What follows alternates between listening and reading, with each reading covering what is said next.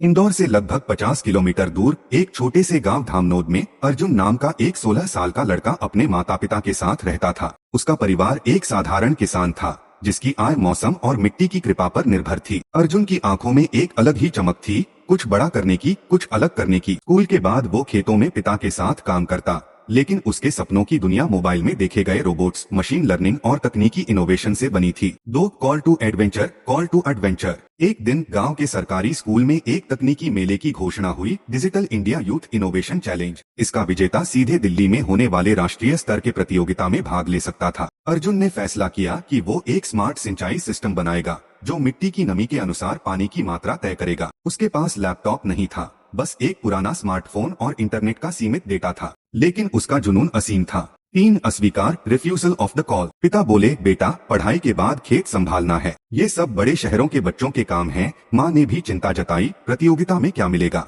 मेहनत खेत में करो। अर्जुन का मन टूट सा गया, लेकिन उसकी आंखों में कुछ और ही लिखा था, जिद। 4 गुरु से मिलन, मीटिंग द मेंटोर। गांव के ही एक retired science teacher Shri Bhatia sir Arjun के जुनून को समझ गए। उन्होंने अर्जुन को कुछ पुराने इलेक्ट्रॉनिक पुर्जे दिए और आर्डुइनो की मूल बातें सिखाई। हर महान काम एक छोटे से आइडिया से शुरू होता है, सर ने कहा। 5 पहला कदम, क्रॉसिंग द थ्रेशहोल्ड। अर्जुन ने खेतों में जाकर मिट्टी की नमी मापने के तरीके निकाले, यूट्यूब से ट्यूटोरियल देखे, रातों में मोबाइल की रोशनी में कोडिंग की। वो दिन रात मेहनत करता, दिन में खेत, रात में कोड। 6 परीक्षण, सहयोगी और दुश्मन tests, allies and enemies. School के कुछ लड़के अर्जुन का मजाक उड़ाते थे, किसान का बेटा कोडिंग करेगा। कुछ टीचर्स भी निरुत्साहित करते, इतना बड़ा सपना देखना ठीक नहीं। लेकिन कुछ दोस्त जैसे रवि और नेहा उसके सबसे बड़े सहयोगी बन गए। उन्होंने नोट्स, लैपटॉप और हिम्मत दी। 7 गुफा में प्रवेश, अप्रोच टू दी इनमोस्ट केव। प्रतियोगिता का दिन आया। अर्जुन का प्रोजेक्ट चालू तो हो गया, लेकिन ऐन वक्त पर सेंसर ने काम करना बंद कर दिया। उसके पसीने छूट गए।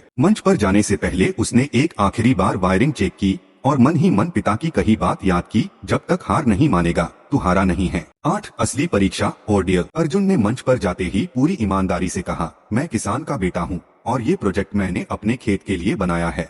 उसने लाइव डेमो दिया। मिट्टी सूखी थी, मोटर चालू हुई और सभी जज तालियों से गूंज उठे। उसकी सादगी, तकनीक और जज्बा सबको छू गया। 9 इनाम, रिवॉर्ड। अर्जुन को न सिर्फ जिला स्तर पर पहला स्थान मिला, बल्कि उसे दिल्ली में AI फॉर एग्रीकल्चर पर स्पेशल स्कॉलरशिप के लिए चुना गया। सरकार की ओर से एक लैपटॉप और 2 महीने की ट्रेनिंग दी गई। उसका नाम लोकल न्यूज में आया, किसान का बेटा बना तकनीकी हीरो। 10 वापसी, द रोड बैक। दिल्ली की ट्रेनिंग के बाद अर्जुन गांव लौटा। अब वो सिर्फ एक छात्र नहीं था, बल्कि गांव के बच्चों का आइडल बन चुका था। उसने टेक 4 फार्मर्स नाम का एक प्रोजेक्ट शुरू किया, जिसमें वो स्थानीय किसानों को स्मार्ट फार्मिंग सिखाता। 11 पुनर्जन्म, रिसरेक्शन। वो वही अर्जुन था, लेकिन अब आत्मविश्वास से भरा, अपने सपनों को साकार करता हुआ। उसके पिता, जो कभी उसके सपनों से डरे थे, अब गर्व से गांव में कहते, मेरा बेटा खेत भी जानता है और कोड भी। 12 पुरस्कार के साथ वापसी, return with the elixir. Arjun का सफर यहीं खत्म नहीं हुआ। उसके प्रोजेक्ट को राज्य स्तर पर सराहा गया। आज वो IIT इंदौर में एग्रीटेक इनोवेटर के रूप में पढ़ाई कर रहा है